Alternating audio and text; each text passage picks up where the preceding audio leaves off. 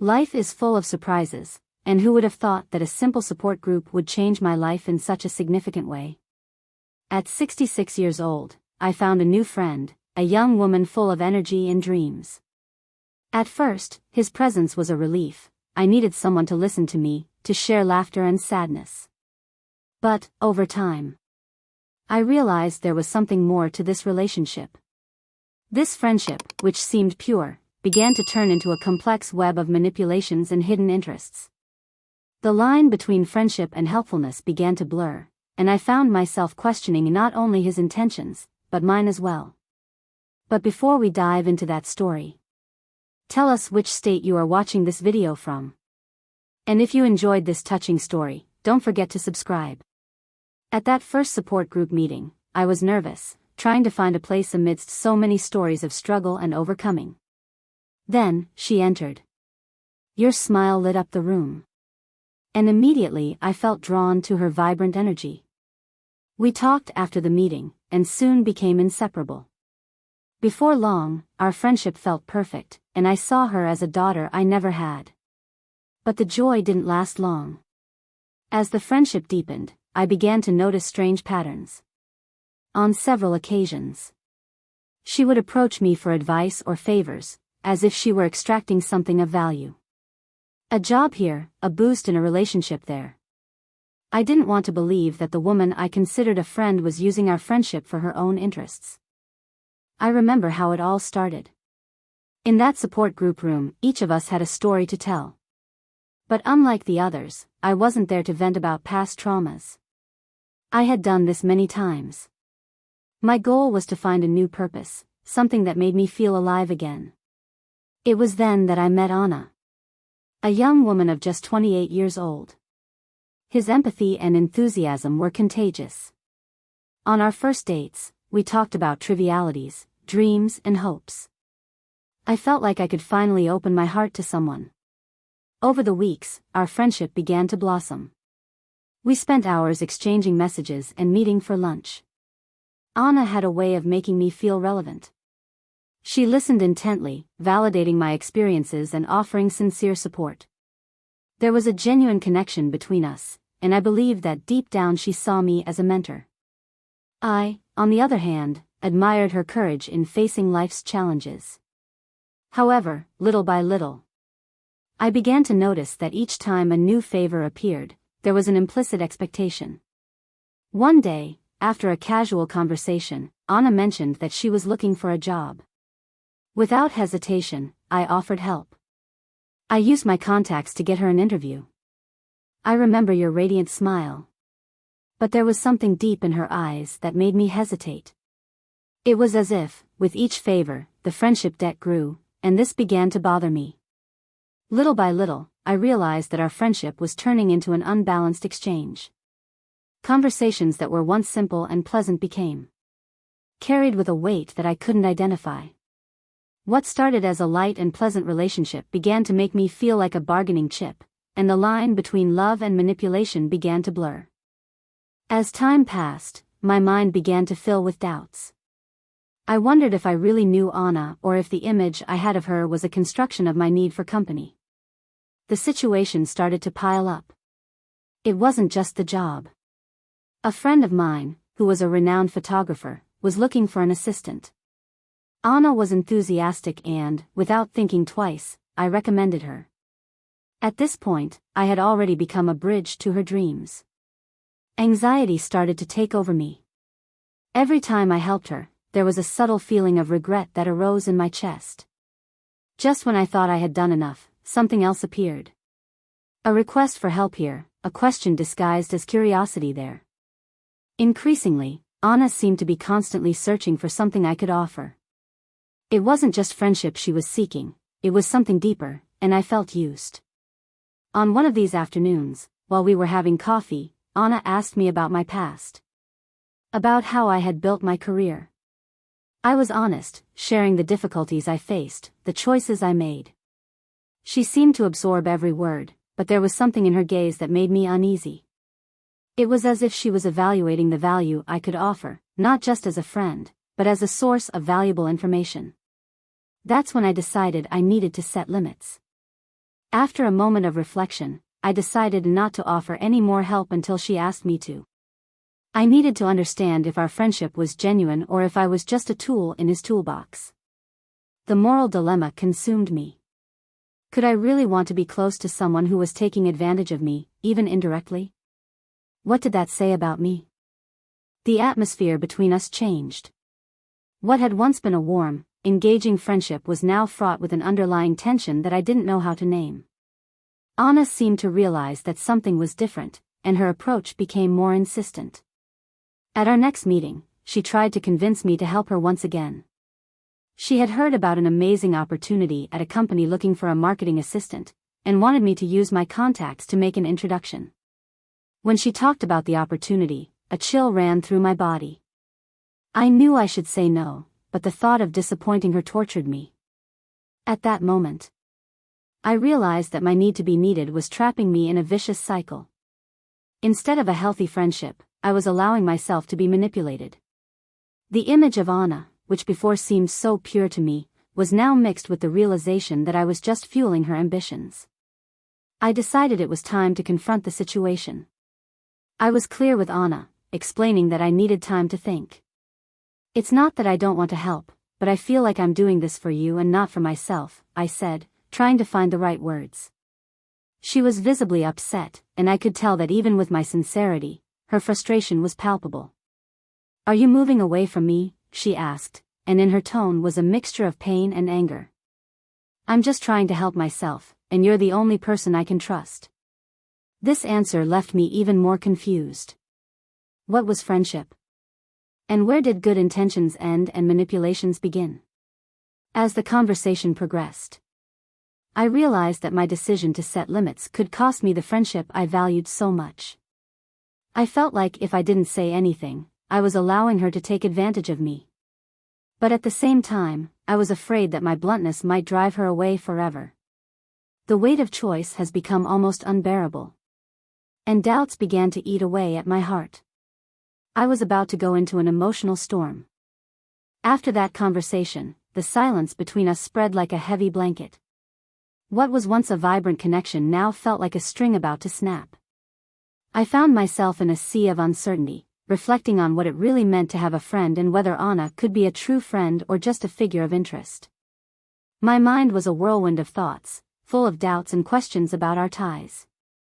Over the next few days, I made a conscious effort to keep my distance. I avoided her messages and didn't attend a few support group meetings. Silence became a safe space, a time for me to regain my balance. However, at the same time as I felt relief, I also carried the pain of longing. Anna had become an important part of my daily life, and the thought of losing her tormented me.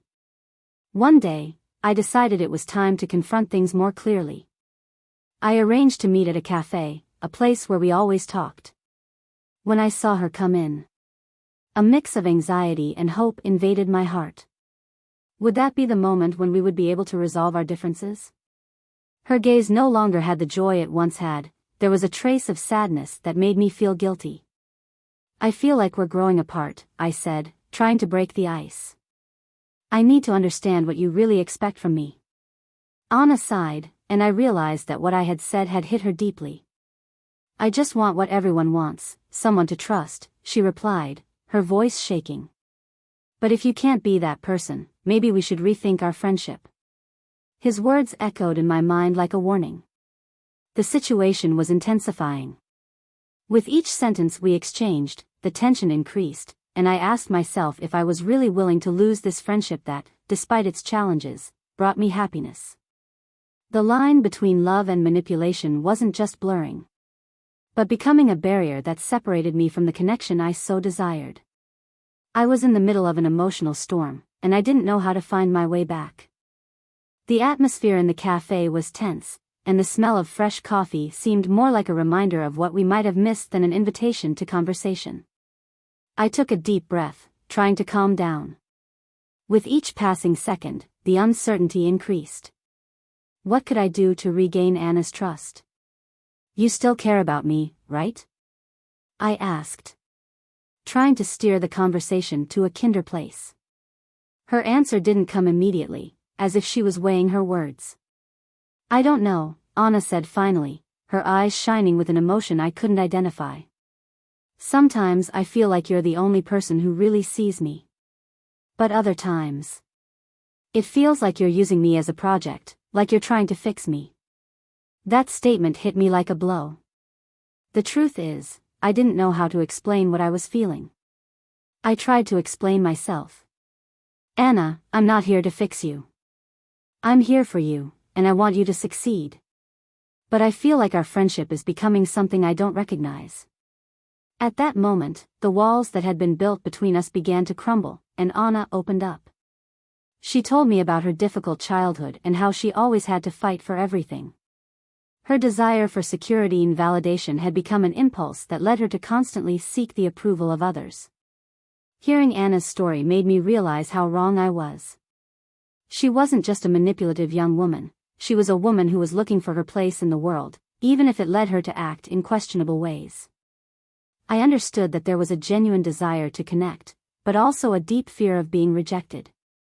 "I just want to be part of something bigger," Anna said, the vulnerability in her voice touching me. "If it means depending on you for a while, then I don't see a problem with that." At that moment, I realized that, despite all the challenges, there was an opportunity to build a more solid friendship, one that didn't depend on favors or exchange of interests. However, an internal voice still warned me about the danger of delving deeper without deeper reflection. I needed to decide if I was willing to take another risk, even though the line between support and manipulation could be blurred again. After that revealing meeting, our friendship began to transform. The conversations became deeper, and the exchanges of support began to become more balanced. However, I still carried a weight. The insecurity of not knowing how far I could go without losing my identity bothered me. I needed to protect myself, but at the same time, I didn't want to lose Anna. One morning I received a message from her asking us to meet again. "It's urgent," the message said. My heart raced. I feared something was wrong, but I also knew I needed to be the friend Anna deserved. Upon arriving at the cafe, I noticed that she was visibly agitated. Your nervous fingers touching the table repeatedly. "I need to tell you something," Anna began, her voice low and strained. "It's about the job I got with the photographer. I don't deserve it." His words made my heart sink. What she was about to reveal seemed serious. "I used you, unintentionally, to get the job. I went to him. But I didn't tell you that you recommended it to me. I was afraid he wouldn't want me, and I only thought about myself." The truth was like a punch in the gut. All my suspicions and doubts about Anna's friendship seemed to be confirmed. I was right to sense that there was something deeper behind his actions. A wave of disappointment and hurt washed over me. "Anna, you can't do this," I replied, trying to remain calm. "Friendship is about honesty and respect." "I know," she replied, tears in her eyes. "But I just wanted to feel accepted. I don't want to lose you, but at the same time, I can't be who you expect me to be." Her vulnerability touched me, but the pain of betrayal was still fresh. How could I trust someone who used my goodwill to advance her own life? It was a harrowing dilemma. I tried to process the situation, but confusion took over me. I wondered if the friendship we forged was truly authentic or just a facade. Deep down, I wanted it to be true, but the wound was open, and the fear of being hurt again paralyzed me. The weight of the revelation made me question what being friends really meant. What could I do to make this work? Anna's words echoed in my mind like a disturbing mantra. What could have been a time of growth and reconciliation was now turning into a crisis of confidence. Throughout the week, I tried to assimilate the new reality of our friendship. Her messages became less frequent, and when we met, an uncomfortable silence hung over us. Meanwhile, my life continued with its daily routines, but the pain of betrayal permeated every aspect. The support group seemed less welcoming. The laughter and conversations that once made me happy now sounded distant, as if I were watching from the outside. At home, the mirror reflected not only my image, but also the internal struggle I was waging. Who was I really? And how could I rebuild what had been broken between me and Anna? One night, while reviewing some notes for a group meeting, I received an unexpected call. It was the photographer, offering an opportunity to show me my work. He remembered me and wanted to discuss some ideas. My heart raced. This was the chance I had been waiting for. But immediately, the shadow of Anna's betrayal returned to haunt my thoughts. If I accepted, was he somehow disregarding her feelings? It was difficult to separate what was right from what was fair. In the following days, the call became a point of reflection. With the photographer, I could open new doors, but that could hurt Anna even more. I was at an emotional crossroads, torn between my desire for personal growth and loyalty to a friend who had disappointed me. The dilemma weighed on my conscience, and I knew I needed to resolve it somehow. Finally, I decided that the best way to approach the situation was to be honest, not just with myself, but also with Anna. What hurt me most was not just the betrayal, but the lack of transparency between us. I needed to discuss how we felt, and where our friendship was going. There was no way to move forward without open and sincere dialogue. The only way to rebuild trust was through the truth, no matter how painful it was. The following days were marked by an atmosphere of uncertainty. With every step I took, the idea of talking to Anna haunted me. I needed to do this, but how do I find the right words? I decided that the cafe where it all began would be the ideal setting for our conversation, a place that symbolized both friendship and pain. I arrived early, allowing the aroma of fresh coffee to envelop my senses, trying to calm me down. I looked at the place where we used to sit, a cozy corner that now felt like an emotional desert. When Anna finally entered, her expression revealed the anxiety we shared. The smile that once lit up his face was now gone. "Thanks for coming," I said, trying to break the ice. "We need to talk." The seriousness of my words made her nod, and within moments, we were sitting, each with her own whirlwind of emotions. The silence between us felt heavy. I was ready to get it off my chest, but I didn't know where to start. "Dwarf, I need to understand why you felt pressured to act like this," I said, trying to remain calm. She took a deep breath before speaking. "It all happened so quickly. I was so excited to have a chance to show my work that I lost sight of the friendship. I didn't want you to think I didn't value it." As he spoke, I saw tears shining in her eyes. It was a sign that vulnerability could bring us together more than pain had separated us. "I value our friendship, but what you did has left me confused. I want to support you, but I can't be used as a bargaining chip." The sincerity in my voice seemed to cut through the heavy air between us. Anna nodded, and I realized that she understood the impact of her actions. "I understand, and I'm sorry about everything. I promise I'll change," she said, her words filled with a genuine desire for amends. The weight in my heart began to lift. I believe we were finally starting to meet each other halfway. However, trust is not built overnight, it was a process. We knew we would have to work together to rebuild our friendship, but for the first time in weeks, I felt a glimmer of hope. At the end of that conversation, a new resolution formed between us. We could use our experiences to learn and grow. The vulnerability, instead of being a sign of weakness, it had become a bridge between our souls. This friendship could be reborn stronger, as long as we were willing to face the difficulties head-on. After our conversation, life began to take its course again. However, now there was a lightness in the air between Anna and I, a new understanding that blossomed from our sincere dialogue.